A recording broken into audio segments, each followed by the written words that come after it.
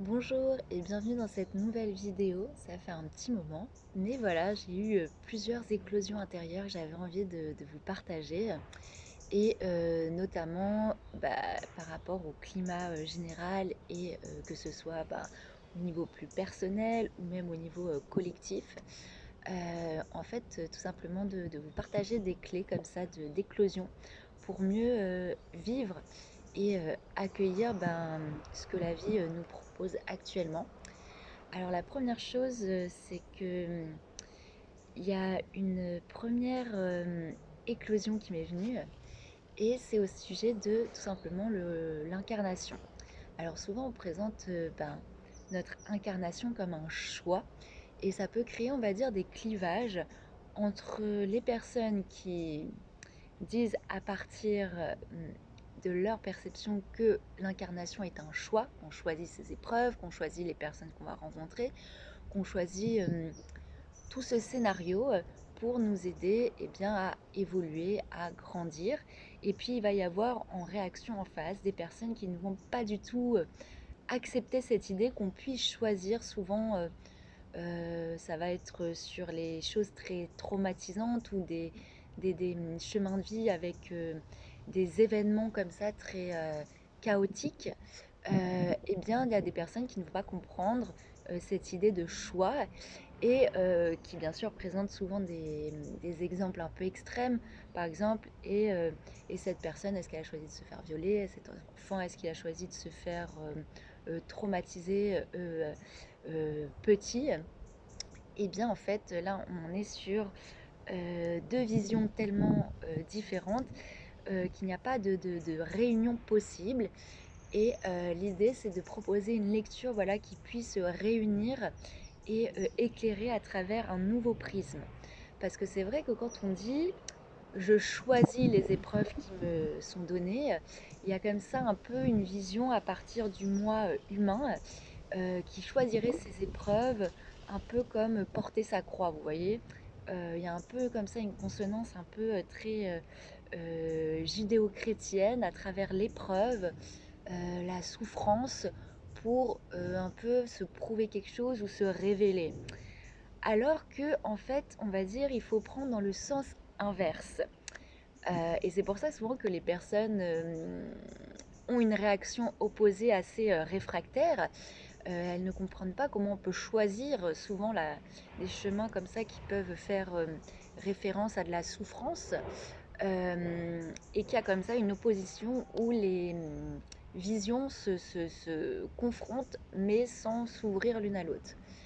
Alors qu'en fait, l'invitation est de prendre une vision un peu plus haute, c'est-à-dire qu'on ne choisit pas à partir de notre propre moi humain de vivre ces épreuves pour se prouver quelque chose ou se révéler, mais bien ça part d'un espace qui est plein, c'est-à-dire, alors je vais vous donner une sensation. Voilà, j'ai essayé de vous transmettre cette sensation. Alors je vais vous inviter à fermer les yeux et comme si vous regardiez un peu le film de votre vie. De créer comme ça un décalage entre, je sais pas, par exemple, un événement de votre vie et vous maintenant, comme si vous étiez le spectateur, un peu voilà comme un acteur allait regarder son propre film à une avant-première. Et en fait, c'est de rentrer dans cette vision qui n'est plus dépendante uniquement depuis le personnage, mais vraiment une vision globale et de se rendre compte qu'en fait, le choix d'incarnation, ça part de cette vision globale qui est en fait votre dimension d'amour. C'est-à-dire que le choix d'incarnation se fait à partir euh, d'un champ d'amour qui est total, complet.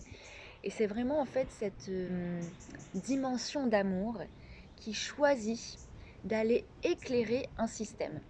Alors quand je parle de système, pour moi un système c'est le lien de cause à effet, de causalité en fait, le fait de planter une action et de voir ce qu'on récolte.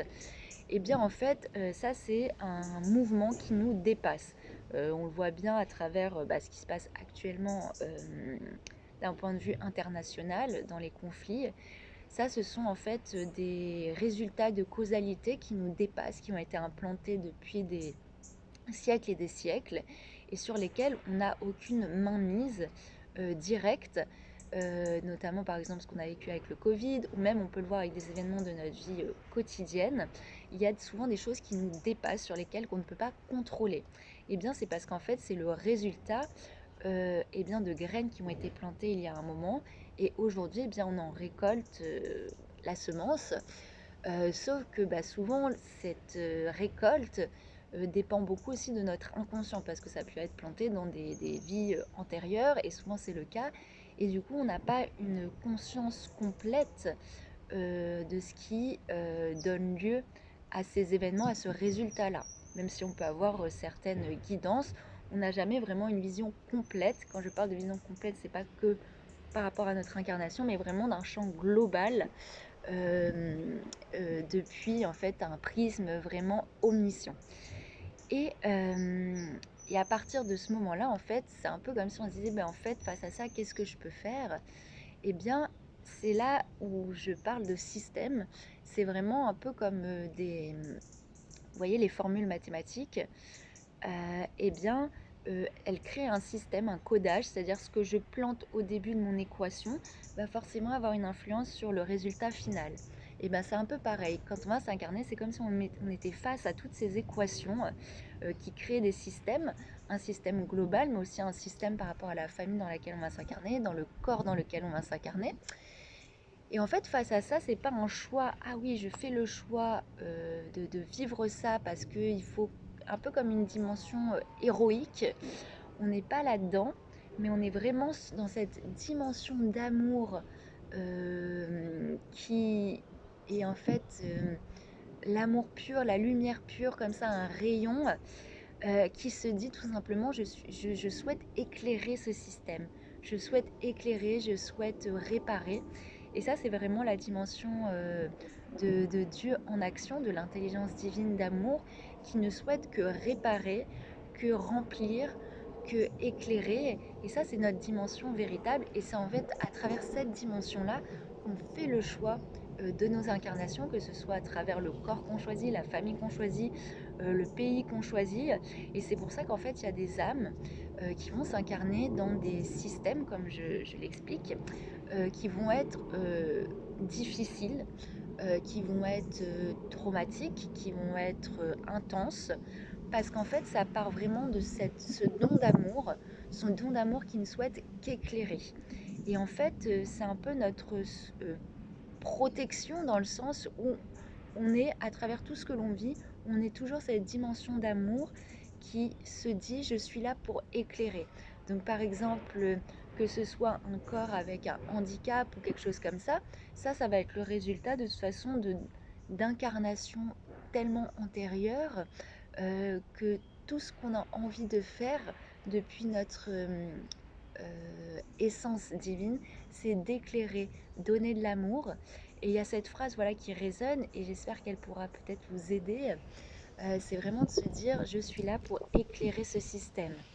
Et là encore, quand je parle de système, c'est pas seulement le système de la société tel qu'elle fonctionne, mais ça part déjà du système de notre corps, du système familial dans lequel on est né, du système de notre entourage social. Voilà, tout ça, notre chemin d'incarnation tout simplement, c'est un système qu'on est venu éclairer de notre présence. Et j'ai donné plutôt l'exemple de l'acteur qui choisit un rôle.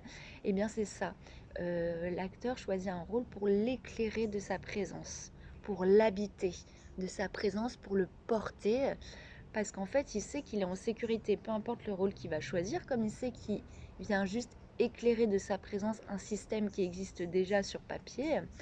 Eh bien, il a comme ça cette protection intérieure de pouvoir faire le chemin entre ce qu'il incarne, ce qu'il donne vraiment en présence, et se retirer intérieurement de savoir que ce qu'il vit en fait n'est pas ce qu'il est fondamentalement, et qu'il a toujours ce regard, cette assise intérieure qui lui permet tout simplement de vivre ce rôle tout en n'étant pas complètement identifié, mais en lui donnant vraiment cette aura, cette présence, et de le porter, de l'accompagner pour raconter quelque chose, pour porter un message.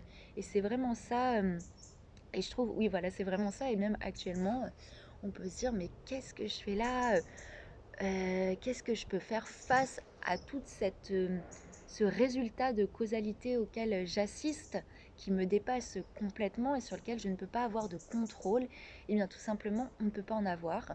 Euh, de toute façon, que ce soit vouloir agir ou même agir par une prise d'opinion, ça c'est quelque chose qu'on peut observer, c'est que il y a des guerres qui existent d'un point de vue vraiment physique et il y a quelque chose de plus, on va dire, pernicieux, de plus vicieux qui vient s'installer, et notamment pas mal en France parce qu'on a un pays qui aime bien euh, débattre, débattre, être dans l'opinion. Eh bien on passe d'une guerre physique à une guerre d'opinion qui vient nous habiter intérieurement, qui vient nous diviser intérieurement et qui vient nous diviser avec les gens de notre entourage.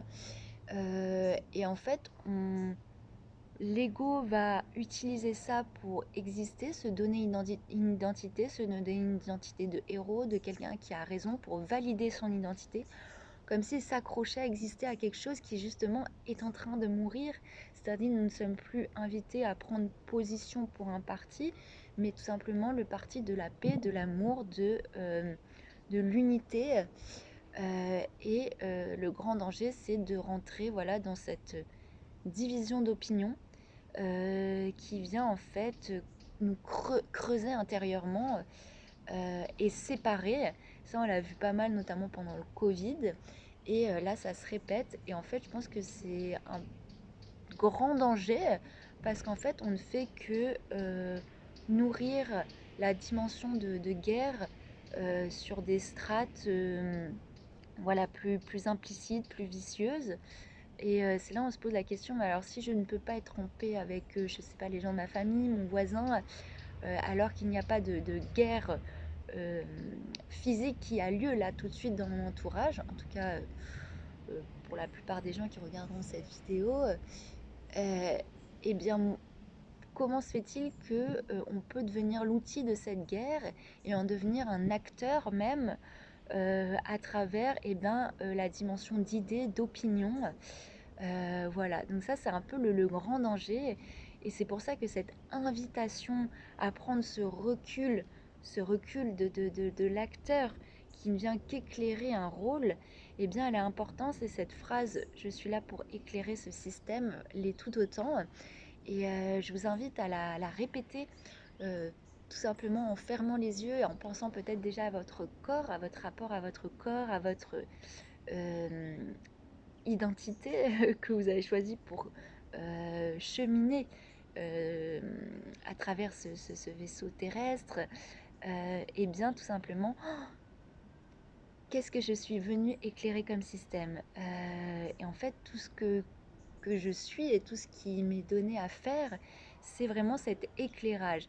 Et cet éclairage ne passe pas à travers, on va dire, quelque chose qui est de l'ordre de travailler sur sa brillance pour briller, mais bien au contraire, de se rappeler à cette dimension d'amour qui est là vraiment pour être dans ce don de présence, ce don d'amour, ce don d'éclairage, mais vraiment par ce rayon. Et c'est pour ça que je vous invite à prendre un petit moment et vraiment vous imaginer comme cette boule de lumière et, et tout simplement répéter cette phrase: je suis là pour éclairer ce système.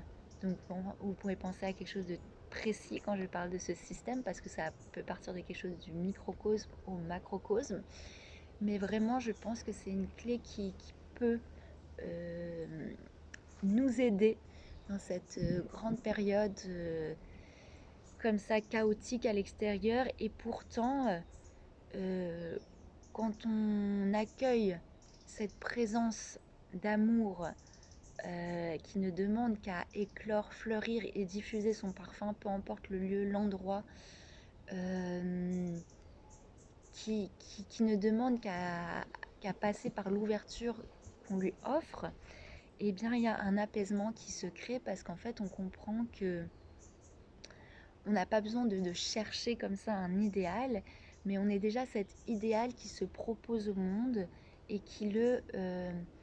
oui, qui le diffuse. Et c'est pour ça que voilà, cette phrase est venue résonner et j'avais envie de la partager avec vous. Et voilà, j'espère que j'ai pu être claire dans mes propos parce que souvent, ce que je transmets part d'une éclosion, d'un sentiment comme ça, comme j'essayais de vous décrire, voilà, vraiment cette présence d'amour, ce souhait de don d'amour. Euh, Vous savez, un peu comme quand on voit un petit enfant qui est en difficulté, on a vraiment cet élan d'amour, soit de le relever. Et bien, c'est un peu ça. Quand on vient s'incarner, on a cette présence d'amour, ce don d'amour, un peu comme si on avait envie, on voyait la planète avec tous ces systèmes qui sont le résultat de causalité, qui donnent lieu à des résultats d'équation, et que nous, on voulait relever cette équation, comme ce petit enfant qu'on voulait relever, lui dire, allez, à présent, relève-toi et marche. Eh bien, je pense que ça parlera à nombreux d'entre vous d'avoir vraiment ce sentiment, même avec soi-même, les gens qui nous entourent, de relève-toi et marche, avance, tout va bien. Voilà, et cette présence d'amour, elle nous raconte ça. Et voilà, je pense que c'est important de se rappeler cette dimension de nous-mêmes, parce que ça peut être difficile. Et même par rapport comme je vous l'ai dit, souvent il y a des gens qui ne comprennent pas qu'on puisse être dans ce choix, mais en fait ce n'est pas un choix de l'épreuve et de souffrance, mais c'est vraiment un choix d'amour, un choix de j'ai tellement d'amour à donner, je suis cet amour que je ne demande qu'à trouver des occasions de remplir, de remplir tout ce que je croise de cet amour et d'être dans ce don, dans cette réparation, parce que c'est l'expression tout simplement de l'intelligence divine qui nous anime tous. Et, euh, et on va s'en rendre compte de plus en plus, parce que plus ce qui nous entoure devient cassé, fracturé, et bien plus cette intelligence d'amour s'invite pour remplir, pour réparer. Mais pour ça, il faut lui offrir donc l'espace de lâcher prise, de ne pas chercher à vouloir contrôler la réparation, de ne pas vouloir chercher à contrôler à partir du petit moi, à vouloir voilà, refixer, réparer, mais accepter le vide qui se crée par la fracture, par le chaos, par la mort d'un certain monde, à travers certaines croyances, à travers certaines réalités, pour justement accueillir, célébrer cet espace de vide qui permet en fait de révéler la présence de l'amour, qui ne fait, comme je l'ai dit, que remplir et réparer et accompagner. Et voilà, donc c'est vraiment un message d'espoir que j'ai envie de transmettre au milieu de tout ça, et qui en fait est tout simplement une clé pour notre propre système intérieur, comme j'ai dit, et le système bien, qu'on est venu éclairer de cette présence, de cette révélation de cette présence. Et, euh, et donc voilà, c'était important de le partager. Et, euh, et avec ça, j'avais envie aussi de vous partager d'autres petites éclosions qui sont venues. Dans ce grand chaos, on va dire, il peut y avoir cette notion de sentir des décalages entre les personnes qui nous entourent, ou même voilà, des décalages qui se créent de plus en plus, surtout face à comment on va appréhender ces grands événements chaotiques. Il peut y avoir des grandes fractures qui se créent et qui divisent encore plus, comme je l'ai mentionné un peu plus tôt. Et c'est important de se rappeler qu'il n'y a pas de personnes supérieures l'une à l'autre, chacun a un chemin. Et il m'a été transmis un peu une allégorie, si je puis dire, pour mieux comprendre cette dimension de comment, sur le chemin de l'ouverture de conscience, eh bien, un être qui, on va dire, a davantage ouvert sa conscience d'une façon plus globale sur ce qui l'entoure est tout aussi important, tout aussi égal qu'un être qui est encore à l'état de bourgeon. J'aime bien cette métaphore que j'utilise souvent, à cet état de bourgeon qui n'est pas encore conscient, en tout cas c'est ce qu'on pourrait croire. Eh bien, c'est l'allégorie de l'escalier. Vous voyez un escalier, chaque marche a exactement la même taille, si je prends la marche qui est tout au-dessus et la marche qui est tout en bas et que je les mets à côté, et ben elles vont faire exactement la même taille, ça va être exactement la même marche. Sauf qu'il y en a une qui va être en bas, qui va permettre de commencer l'ascension, et une qui va être au-dessus. Et ce qui fait que quand je suis sur la marche du bas, ma vision est assez limitée à un champ de conscience qui va être, on va dire, limité. Mais c'est pas péjoratif, ce n'est pas négatif, c'est tout simplement dû au fait de où je me trouve actuellement, donc sur la première marche. Plus je monte les marches, plus mon champ de vision, mon champ de conscience, eh bien, va englober de plus en plus de perspectives, va être de plus en plus large. Et c'est pour ça qu'en fait, peu importe qu'on soit sur la marche tout en haut ou sur la marche tout en bas, en fait, c'est la même chose. Il n'y a pas à se sentir supérieur ou à sentir qu'on est meilleur parce on va être par exemple sur une marche un peu plus élevée, avoir une vision un peu plus globale. En fait, plus on monte les marches, et d'ailleurs c'est ce que va nous exprimer les sages, qui vont souvent se trouver sur ce sommet, c'est pour ça qu'on les trouve au sommet d'une montagne, parce qu'ils ont vraiment cette vision d'ensemble omnisciente, et bien le sage qui se situe au sommet ne se juge pas supérieur à celui qui se trouve encore sur la marche du bas. Il ne se voit pas comme la marche qui est en haut et tout le reste est en dessous de lui. Non, non, non. Le sage qui est au sommet, il sait, il a une conscience qui n'est pas uniquement la marche qui est au sommet et donc supérieure aux autres, au-dessus des autres. Non, le sage qui est en haut, il est vraiment l'ensemble de l'escalier. Il se sent, il se vit comme l'ensemble de l'escalier. C'est-à-dire que la personne qui est en bas, eh bien, c'est une partie de lui-même. C'est une partie de lui-même qui lui a permis en fait d'accéder à la marche qui était au-dessus. Et bien cette marche qui était au-dessus, c'est encore une partie de lui-même qui lui a permis d'accéder à la marche qui était au-dessus. Et en fait, il se voit comme un tout. Donc quand il va voir rencontrer quelqu'un qui est encore sur cette marche du bas, eh bien il ne va pas se sentir comme meilleur, comme supérieur, encore une fois, mais il va accueillir cette personne et voir cette personne comme une partie de lui, comme on va dire la première marche qui lui permet d'avoir une conscience plus élevée. Vous voyez, c'est une partie intégrante et la personne qui est en face de lui, il la reconnaît, il l'accueille comme une partie de la vision qui lui permet d'avoir cette vision supérieure.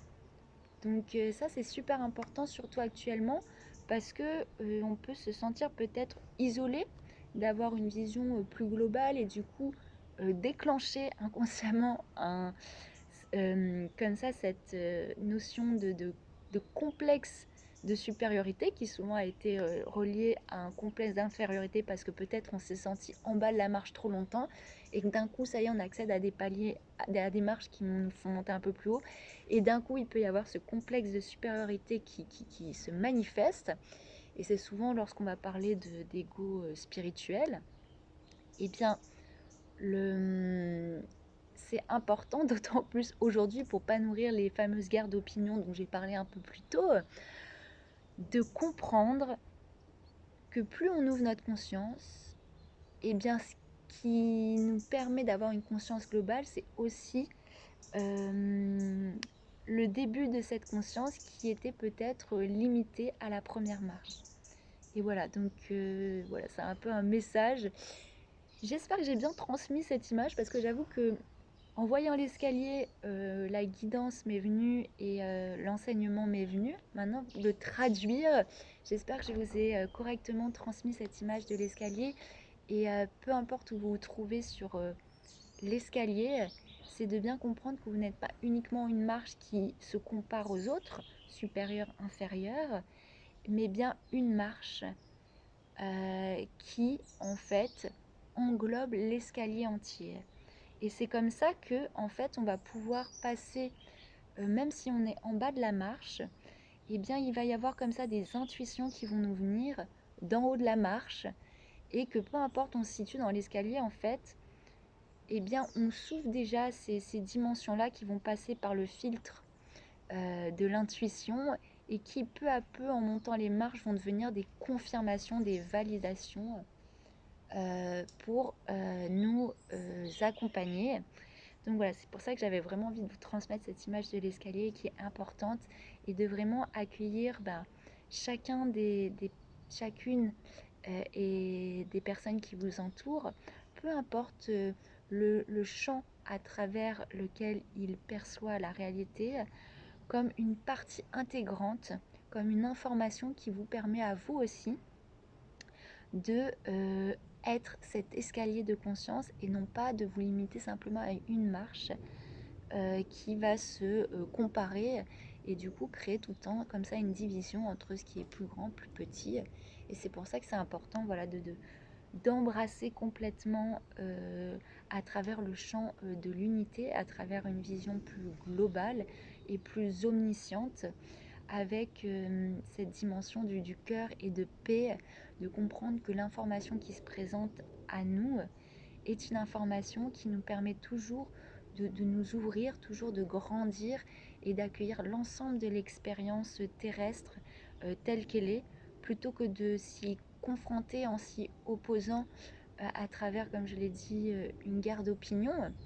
Eh bien, c'est plutôt s'ouvrir, accueillir et rentrer dans cette dimension de l'escalier, de l'unité, de la conscience. Donc voilà, cette vidéo est assez riche. J'espère que j'espère que j'ai pu vous transmettre l'ensemble de ces éclosions qui en tout cas sont des clés pour nous ouvrir, pour accueillir et surtout mieux vivre tout ce qui peut se passer en nous et autour de nous. Et si vous le souhaitez, partagez vos ressentis ou même poser des questions par rapport à ce que je vous transmets, n'hésitez pas à le partager en commentaire.